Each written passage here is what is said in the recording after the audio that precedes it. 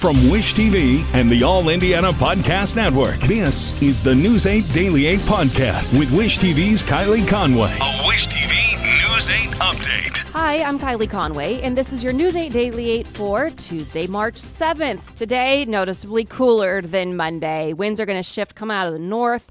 Temperatures not anywhere close to what we had yesterday. Winds are going to be a touch breezy too. Gusts to 20-25 miles per hour. Mostly cloudy and will top out in the upper 40s today. A search is underway for a person police think shot a man to death outside Lucas Oil Stadium. The shooting prompted a lockdown at the convention center and road closures all along Capitol Avenue. Police say officers found the victim on the sidewalk near South and Missouri Streets just before 10 last night. That's on the northwest side of the stadium. Investigators think the suspect then entered the convention center, leading to the lockdown. IMPD says security video showed the suspect leave the building, so officers lifted the shelter in place. IMPD has not released a description of the suspect. We're also working to learn the victim's name and whether that person knew the suspect. Another person is dead after a double shooting on the city's northeast side. It happened just after 5 yesterday afternoon at Aspen Way on Monterey Road. That's in a residential neighborhood near 42nd and Post. Police say one victim went to the hospital in critical condition but later died. At last check, the other victim was awake and breathing. IMPD has not released any information about a suspect.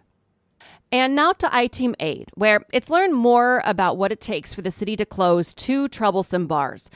As we've reported, the Marion County Liquor Board voted to not renew the bar's liquor licenses. I-Team 8's Richard Essex explains the message this sent to the owners. Illegal drugs, shootings, assault, just the tip of the iceberg of the problems that have plagued these two bars. A newly formed IMPD unit provided a mountain of evidence today. Here is surveillance video from Club Onyx on December 12th of 2022. A man came out of the club shooting. Undercover officers captured video of dancers offering patrons a little more than the law allows. A detective from IMPD's Alcohol Task Force said dozens of firearms had been stolen from cars in the parking lot, and illegal drugs and liquor were readily available in the restroom if you knew the right person to ask. The task force made 2 arrests. Charges include dealing marijuana and felony possession of a firearm. 2 additional warrants have been issued for prostitution. Club Onyx is owned by a Las Vegas-based company. Ryan Carlson told the Marion County Liquor Board that he was the owner's representative and that his mother was the majority stakeholder in the company. Carlson took exception to many of the allegations outlined by police and at one point questioned the use of taxpayer dollars for undercover police to investigate the club, leading to a spirited exchange. Did you just say that's your tax dollars at work? No, I was just making a private comment to my attorney. Yes, I did. So no, I didn't. You said that. Well, I said to my attorney, it's a private comment. That's a good point. This is not a good use of our tax dollars. I'm having trouble seeing what was on the trying to figure out how you run your operation. We shouldn't have to do that. Carlson told the board that Club Onyx is closed and will remain so for at least the next 90 days. He says the entire staff has been fired and the company plans to rebrand the entire operation, hire new staff, play different music with an attempt to attract a different clientele. The board didn't buy the argument and voted to deny the renewal of the liquor permit. The board also voted to deny the permit for Club Calcutta. The owner says that he has closed the business and is no longer serving alcohol and is looking for a buyer. You will remember that Sequoia Williams was murdered in the club's parking lot. IMPD Captain Christopher Boomershine said that he told the club owner to stop the unlicensed activity or face the consequences. And I asked him to stop the unlicensed boxing, the stripping, the lingerie shows, which he was not zoned for in the city of Indianapolis. That night, that was on a Friday. That night, 3 of my Northwest District officers were working part-time at the business. And what walks past them but 3 women who were dressed as strippers. The decisions by the Marion County Liquor Board are sent to the State Liquor Board, who ultimately controls liquor license here in the state. It could take months to get a final decision whether to permanently revoke a license. In Indianapolis, Richard Essex, Wish TV, I-Team 8. To Porter County, where the man accused of killing an Indiana State Trooper will stay in jail. A judge ruled there is probable cause that Terry Sands II committed a crime. Police say Sands hit Master Trooper James Bailey during a police chase last week. We also know more about funeral arrangements for Bailey. State police say visitation will be Friday from 2 to 8 p.m. That will be at the County Line Church of God in Auburn. Bailey's funeral service will start at 11 Saturday morning at Garrett High School on Houston Street. A procession will then follow Bailey's body to the burial site at Calvary Cemetery in Garrett. In South Bend, police have identified a security guard shot to death in a parking garage. Investigators say 62-year-old Robert Pulliam worked for a security company contracted by the city. Police think Pulliam encountered a suspicious person in the Wayne Street parking garage Sunday night. That somehow led to a shooting. Police have not made any arrests. Pulliam's autopsy is set for today in Kalamazoo, Michigan. In Porter County, First Lady Dr. Jill Biden is promoting the president's investments in community college. Dr. Biden spoke at Ivy Tech's campus in Valparaiso yesterday. The Biden administration awarded nearly $100 million in grants to community colleges. As part of the initiative, Ivy Tech got $1.6 million in September. The college says the money will help minorities get into training programs for high-demand jobs. She was also able to speak with students in Ivy Tech's Clean Energy program. Dr. Biden says these jobs are needed to rebuild the middle class. Wish TV medical expert, former Surgeon General Dr. Jerome Adams is offering insight on healthy eating habits. A new study published in the Washington Post says a healthy diet is not just about what you eat, but also about what time of day you eat it. Other data from the American Heart Association contradicts that study. It suggests eating smaller meals instead. Dr. Adams says you really should do both. At the end of the day, it is both what you eat and when you eat it. You can't change your time of day and then consume three value meals and think you're going to lose weight. And so people need to understand it's got to be controlling the calories in. But once you do that, the people who say, well, gosh, I'm doing everything right, I can't lose weight, perhaps it's because you're not eating things at the right time of day. Dr. Adams also suggests eating a larger breakfast and a smaller dinner because your body is most primed to metabolize food in the morning. Pest experts have a new warning as spring draws closer. Watch out for jumping worms as you start gardening. Purdue entomologists say they've seen the worms in Bartholomew, Gibson, and Vanderburgh counties so far. Jumping worms look like earthworms, but they're bigger, dry, and scaly. They're native to Asia and can thrash around like a snake. Experts say the main way jumping worms spread is through human activity. Experts say native worms help soil by aerating it, and their waste can be nutritious to plants. But jumping worms strip nutrients from soil. They say the best way to remove the worms is by hand. Norfolk Southern is unveiling a new safety measure to prevent derailments. The problem has taken new prominence after 2 trains went off the tracks within a month in Ohio. The company says it will improve and add detectors along the tracks to spot overheating bearings and other problems. Company leaders say they plan to evaluate the distance between each detector and add about 200 more. They say the first detectors will be installed just west of East Palestine, where a derailment in early February led to large evacuations and lingering fears about health problems. Winter storms have mountain towns in Southern California seeing too much of what's usually a good thing. Snowfall is great for ski areas, but too much of it is leading to food lines as people struggle to get enough food to feed their families. A blizzard late last month dumped record-setting snowfall on communities about 3 hours east of Los Angeles. Forecasters warn a storm system later this week could dump large amounts of rain on the same area, raising fears of flooding. New rules will ban the sale of dogs, cats, and rabbits in pet stores in Indianapolis. The City County Council approved a ban last night. The law takes effect May 1st for pet stores that opened after September 1st, 2021. Stores that opened before that date have until May 1st, 2025 to comply. Counselors say the ban is meant to encourage people to adopt from animal shelters and encourage pet stores to partner with shelters and rescues to adopt out. The law shows a violation will result in a $500 civil penalty for a first offense in a 12-month period.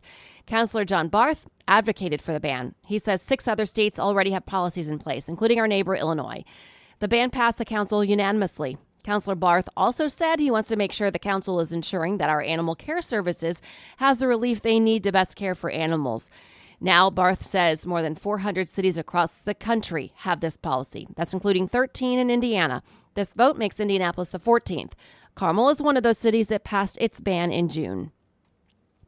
Fresh off the scouting combine, General Manager Chris Ballard is explaining what he wants in a new quarterback. The Colts have the 4th pick in the draft, and most analysts expect them to take on a new QB. Ballard says it's important for the entire team to fully support whoever takes the snaps. The Colts have had 7 different starting quarterbacks over the last 4 seasons. Will Ferrell is distinguishing himself as a potential hype man for the blue and gold. His antics during his visit to Indianapolis last night are trending on wishtv.com and on social media this morning. The Pacers have posted all kinds of video, including one of Ferrell revving up the crowd in a race car, rapper 50 Cent pushing him from behind. Ferrell made trips to the locker room, fired up fans before the game, before sitting courtside. He also got out on the court, hit a three-pointer. Unfortunately, the Pacers couldn't win. They lost to the 76ers, 147-143. 2 people have now died in the aftermath of a concert stampede in New York. It happened Sunday at the Armory in Rochester. It was during a performance by Glorilla. She has since shared on social media that she's aware of the situation and praying for everyone involved. Officials haven't said what led to the stampede. The mayor of Rochester says investigators will look at all possibilities. Promoters have canceled a concert scheduled later this week at the Armory. The Justice Department has reached a new milestone in its investigation into the January 6th Capitol insurrection. The department says it has now arrested at least 1,000 people for various charges connected to the riots. The accused come from nearly every state. The Justice Department says more than 500 of the people charged have pleaded guilty. The CEO of a local school is on leave. He's accused of using a racially insensitive word. Edison School for the Arts is just west of downtown Indianapolis. School officials plan to hold a special board meeting today to look further into the allegations against Nathan Tuttle. Tuttle was the executive director of Edison School of Arts. As of this morning, he is no longer listed as an employee on the school's website. The board of directors said in a statement they first learned about an incident involving inappropriate language last Thursday. The board says it takes these allegations seriously and placed Tuttle on administrative leave pending an investigation. We have engaged in conversations with our staff, students, and families, a statement from the school says, and have made support available. According to Indiana Department of Education online records, Tuttle has been a licensed educator since 1999 and a licensed administrator since 2009. The school has not explained any other details about what happened. It also hasn't responded to News 8's request for comment. Tonight's board meeting is set for 5:30. Indianapolis kicks off its construction season this week. Leaders held a ceremony to mark the occasion. The major projects include repairs on Meridian on the north side from Kessler to 96th Street. Crews will work on pavement, drainage, and traffic signals. The new projects also include improvements to trails and green spaces, all part of a $1.1 billion overall infrastructure plan. The infrastructure plan includes projects slated over the next 5 years. Indigo says it will resume Red Line enhancements next week. It's part of an ongoing project aimed at improving the bus stops along the route. Crews will make upgrades to station platforms and the pavement along dedicated bus lanes. The work is expected to start March 13th. Officials say the safety upgrades are needed as Purple Line construction work moves forward. Indigo hopes to have all of the work finished by early April. The FBI is offering a $50,000 reward for the safe return of 4 Americans and the capture of their kidnappers in Mexico. Family tells CNN a group of close friends from South Carolina crossed the border from Brownsville, Texas into Matamoros, Mexico. The family says one of the Americans is a mother of 6 and was traveling to Mexico for a medical procedure. As they crossed the border last Friday, U.S. officials say assailants violently kidnapped the group at gunpoint. The White House is now vowing to help find the victims. The U.S. Embassy and consulate in Mexico also says an innocent Mexican citizen was killed in the incident. 23 people face domestic terrorism charges accused of attacking a police training center under construction near Atlanta, Georgia. It happened Sunday night. Protesters were on the side of the road and officers on the other. Fireworks were going off just feet away from them. Police say the demonstrators also threw firebombs. The chaotic scene is the latest of several clashes at the site. The training center has become a flashpoint of conflict between police and protesters. Police say it's meant to boost preparedness and morale after the 2020 death of George Floyd. Opponents call it a cop city. Earlier this year, an officer shot a protester to death during a demonstration at the site.